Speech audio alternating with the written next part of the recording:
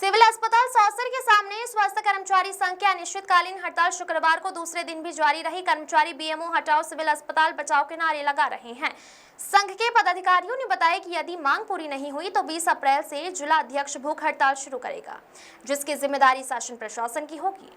आंदोलनरत कर्मचारियों ने BMO doctor Shukla पर गंभीर आरोप लगाए हैं। उनका कहना है कि डॉक्टर शुक्ला ने एक महिला डॉक्टर से अभद्रता की और अस्पताल में डिलीवरी के नाम पर मरीजों से 10 से 11 हजार रुपए वसूले जा रहे हैं। कर्मचारियों का आरोप है कि बीएमओ के कारण अस्पताल की व्यवस्थाएं पूरी तरह चरमरा गई हैं। मामले की गंभीरता को देखते हुए छिंदवाड़ा के मुख्य जिला चिकित्सा एवं स्वास्थ्य अधिकारी शुक्रवार को सौसर पहुंचे। उन्होंने डॉक्टरों और कर्मचारियों से चर्चा की और कहा कि पूरे मामले की निष्पक्ष जाँच कराई जा रही है। उन्होंने आश्वासन दिया कि जांच में दोषी पाए जाने वाले बीएमओ के खिलाफ कार्रवाई कर हटाया जाएगा। डॉक्टर शुक्ला ने सभी आरोपों को सिरे से नकार दिया है। महिला डॉक्टर से अभद्रता के मामले में उन्होंने कहा कि होली के दूसरे दिन इमरजेंसी मरीज होने के कारण महिला डॉक्टर को ड्यूटी पर बुलाया गया था, इसी वजह से उन्होंने गलत आरोप लगाए हैं। वहीं महिला डॉक्टर ने मीडिया को बताया कि उनके परिवार में गमी हो गई थी और उसी दौरान उन्हें इमरजेंसी ड्यूटी पर आने को कहा गया। मना करने पर बीएमओ डॉक्टर शुक्ला ने उनके साथ अभद्र भाषा में बात की। फिलहाल अस्पताल की ओपीडी और अन्य सेवाएं हड़ताल से प्रभावित हुई हैं और सभी की नजरें सीएमएचओ की जांच रिपोर्ट पर टिकी हुई है। भीमसेन धंतोली की report. Ma'am Poonam Singh ma'am, उनके साथ जो अभद्र व्यवहार किया गया, गाली गलौज की गई और जान से मारने की भी धमकी दी गई, उसके विरोध में हम सभी जो डॉक्टर्स हैं एक साथ इस चीज़ का खंडन करते और हम सभी ने ये फैसला किया है कि जब तक हमें न्याय नहीं मिलेगा और जब तक बीएमओ सर को नहीं हटाया जाएगा तो हम लोग कोई भी सेवा नहीं प्रदान करेंगे हॉस्पिटल में। अच्छा, आप लोग भी अनिश्चितकालीन हड़ताल पे जा रहे हैं? सभी डॉक्टर। क्या नाम है आपका? क्या शुक्ला? डॉक्टर पूजा कंगाली। डॉक्टर योगेश शुक्ला जी ये कर्मचारी अधिकारियों को प्रताड़ित करते रहते हैं। यहाँ पे डॉक्टर पूनम सिंह है, उनके साथ में इतनी बदतमीजी से उन्होंने गाली गलौज करी है कि वो हम किसी को सुना नहीं सकते।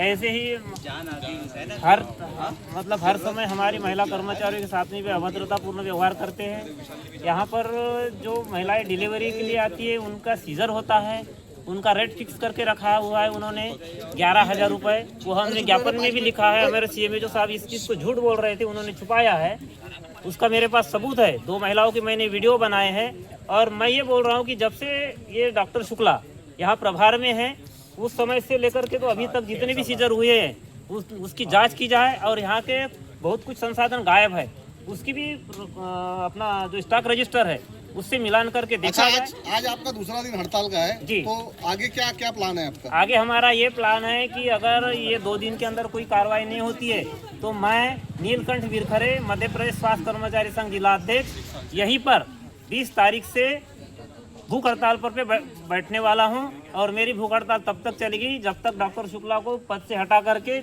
उनकी निष्पक्ष जांच नहीं की जाती। हमारा सबका समर्थन रहेगा। हाँ, और इसमें हमारे साथ डॉक्टर एसोसिएशन के सभी लोग हैं, हमारे 4-5 संगठन भी है, बाकी अभी कुछ सामाजिक संगठनों से भी हमारी बात हुई है।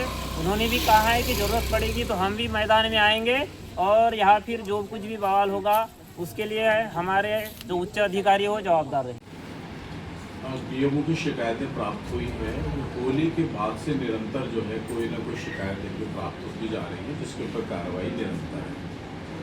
जी सर, क्या कार्रवाई करेंगे? कार्रवाइयाँ हो चुकी है क्योंकि चूँकि ये मतलब कि ये बीएमओ का जो पद रहता है ये काफ़ी बड़े स्तर का पद रहता है और इनकी इतनी आसानी से बिना जांच किए बिना पूरे उसके इनको हटाने में प्रॉब्लम होती है। तो इसलिए यदि किसी की जांच मतलब शिकायत करता है तो उसकी जांच और आवश्यक साक्ष्य जो रहते हैं वो काफ़ी आवश्यक रहते हैं किसी को हटाया जाने के। सर, यहाँ पर कर्मचारियों द्वारा भूख हड़ताल की भी बात आगे की जा रही है, भी अनिश्चितकालीन हड़ताल चल रही है, तो उनको लेकर क्या संदेश देना चाहिए? हाँ, कर्मचारियों को हमने भूख हड़ताल के लिए पहले भी मना किया था और आज भी मना किए हैं। सबसे पहली बात तो इन्होंने कर्मचारी संगठन ने भूख हड़ताल की लेकिन किसी प्रकार के लिखित में साक्ष्य जो है प्रस्तुत नहीं किए थे। ये बड़ी दुख की बात है कि इतने साल की नौकरी होने के पश्चात भी ये लोग जो है लिखित में साक्ष्य जो है प्रस्तुत करने में आज भी घबराते हैं। सिर्फ किसी चीज़ के लिए आंदोलन करना जो है अपने आप में उसका अंतिम परिणाम नहीं होता है। कोई भी कार्रवाई होती है तो साक्ष्यों के आधार पर होती है। लेकिन मैं आपको ये कहना चाहूँगा कि आज की तारीख में इन लोगों ने लिखित रूप में काफ़ी प्रमाणिक साक्ष्य दिए गए, जिसके कारण हम लोग कार्रवाई करने में अब सक्षम हैं। सर ये भी पता चल रहा है कि कार्रवाई नहीं होने का एक भी मुख्य कारण ये बताया जा रहा है कि किसी राजनीतिक पार्टी से जो है आप लोगों का प्रेशर है, दबाव आ रहा है। नहीं, ये तो सरासर गलत है। राजनीतिक पार्टी का इस प्रकार का कोई प्रेशर नहीं रहता है।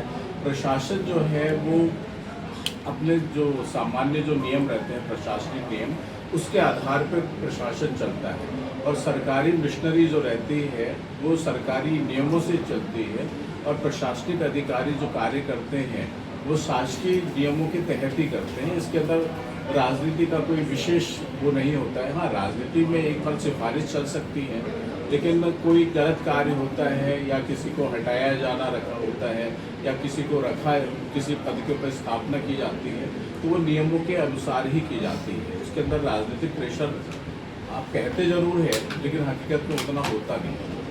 ठीक है। ये महिलाओं के साथ अभद्रता की भी जानकारी प्राप्त हुई है, जबकि महिलाओं को पूरे प्रदेश में सम्मान मिल रहा है।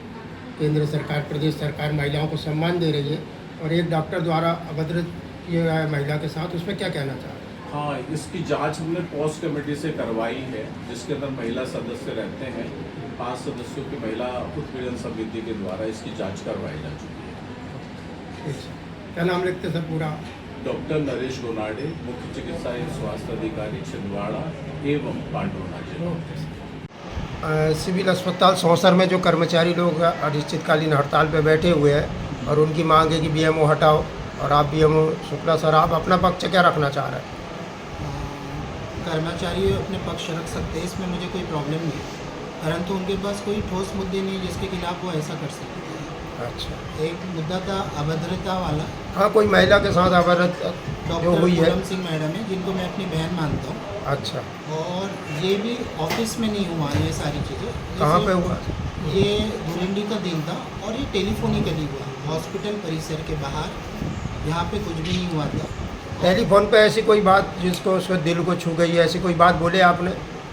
सबको तो हो भी सकता है और नहीं भी हो सकता, पर मैं जिनको बहन मानता हूँ उनको तो ऐसा कुछ नहीं बोल सकता। भाई बहनों में तो लड़ाइयाँ होती रहती है अक्सर। अच्छा, और इसके पहले भी जब उनको परेशानी आई थी, एक पेशेंट ने गाली दे के चले गया था, तब मैं उनके साथ स्वयं जाके पुलिस स्टेशन में जाके FIR किया था और उन दोनों के बीच में समझाइश करवाई थी कि भाई ऐसा नहीं होना चाहिए दोबारा, डॉक्टर को कोई गाली ना दे।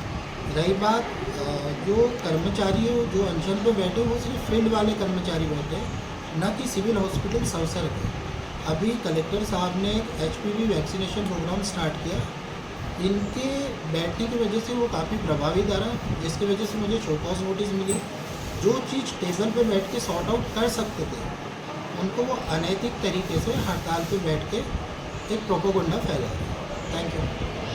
कर्मचारी के जो प्रतिनिधि है, आप उनसे चर्चा नहीं की इस बारे में कि बैठ के टेबल पे चर्चा कर लिया जाएगा? कर्मचारियों के प्रतिनिधि ने मुझे कोई भी आवेदन या परेशानी का कुछ भी लिखित आज तक के नहीं दिया। आप आवक जावक में इसको देख सकते हैं। आपको दिए ही नहीं? तो मुझे नहीं दिया। अच्छा, कोई इन्फॉर्मेशन कलेक्टर साहब से आपको आए ऐसे कि इनके साथ बैठ के कोई समझौता किया जाएगा? अभी तक के नहीं, 2 दिन हुए हैं हड़ताल के लिए। CMHO साहब आए हैं अभी, हाँ, तो संभवतः वो चर्चा करके हड़ताल को रिजॉल्व करेंगे और जो भी उनकी परेशानी है उनको सॉर्ट आउट करने की आप कोशिश। पूरा नाम क्या लिखते सर? डॉक्टर योगेश।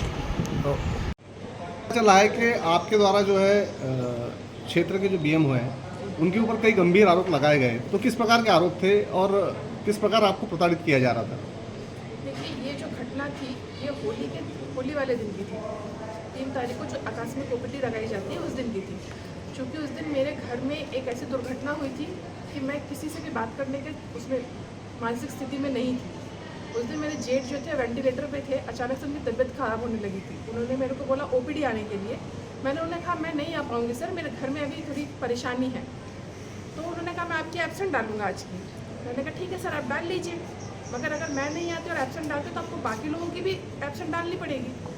उन्होंने कहा तो मतलब तुम ये बोल रही हो कि तुम BMO की एब्सेंट डालोगी। मैंने कहा सर आपको जो जैसा समझना हो आप समझिए, अभी फ़िलहाल मुझे मेरी फैमिली के पास जाने दीजिए। और मेरे ख्याल से ह्यूमैनिटेरियन बैकग्राउंड पे अगर आप देखें तो ये भी जायज़ ही है, क्योंकि मैं बहू हूँ एक घर की और मेरे पति भी मेरे साथ नहीं रहते हैं, तो उनकी फैमिली की जिम्मेदारी मेरे पर है। अब मैं अपनी फैमिली के साथ थी। 4 तारीख को उन्होंने मुझे कॉल किया। अनफॉर्चुनेटली जो मेरे जेठ थे वो एक्सपायर हो गए थे उस दिन।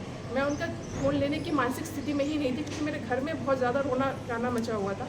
मैं अपने इन-लॉज़ को संभाल रही थी। उन्होंने मुझे फ़ोन किया, मैंने 3 बार उनका फ़ोन काटा। उसके बाद उनका लगातार फ़ोन चलता रहा। तो मेरे ससुर है, उन्होंने कहा कि आप फ़ोन उठा लीजिए और देखिए कोई इमरजेंसी तो नहीं आ गई है। ये मेरे ससुर के स्टेटमेंट थे। उनके खुद के घर में एक निधन हो चुका है, एक डेथ हो चुकी है, उसके बाद भी वो इतना बड़ा दिल रख के बोले कोई इमरजेंसी तो जाके देख लो। मैंने फ़ोन उठाया तो उन्होंने पहले तो बहुत ही बदतमीज़ी से बात की, फिर मेरी बाप बहन को लेकर गालियाँ देने लगे मुझे। बोले तुझे तमीज़ नहीं है किस तरीके से बात करनी चाहिए, तुझे पता नहीं है छुट्टी के दिन किसी का मूड नहीं ख़राब करना चाहिए। मुझे समझ ही नहीं आया कि ये हो क्या रहा है। मैंने फ़ोन काट दिया। दूसरी बार उन्होंने फिर फ़ोन किया, फिर मैंने फ़ोन उठाया तो उन्होंने बोला तेरी इतनी हिम्मत थी तो मेरा फ़ोन काट देगी। फिर उन्होंने गालियाँ बकना शुरू कर दिया। फिर मैंने फ़ोन काट दिया।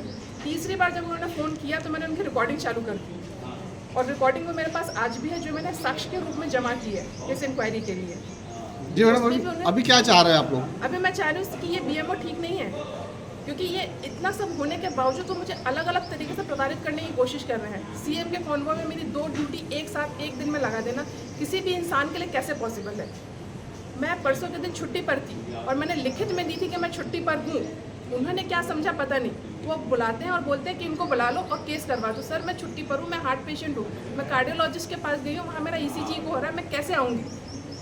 जब मैंने लिखित में छुट्टी ली है, जो अपने हक की छुट्टी ली है, उसमें आप इस तरीके से कैसे कर सकते हो जब आपको पता है मेरी तबीयत खराब हो चुकी है ऑलरेडी। तो अभी क्या चाह रहे हैं मैडम आप? मैं चाहती हूँ इन बीएमओ को हटाया जाए, कोई योग्य बीएमओ लाया जाए। वो तो बहन भाई का रिश्ता बता रहा आपके साथ, अभी हमने उससे चर्चा की, ऐसे कुछ बिल्कुल है? बहन भाई का रिश्ता बता रहे हैं, वो पहले बोलते भी थे, मगर उसके बावजूद अगर कोई अपनी बहन को गाली दे तो आप उसके लिए क्या करेंगे? गलत है, फिर कोई रिश्ता क्या नहीं। शुभ नाम आप है क्या मैडम? रिश्ता रखेंगे उनसे? नाम बताइए।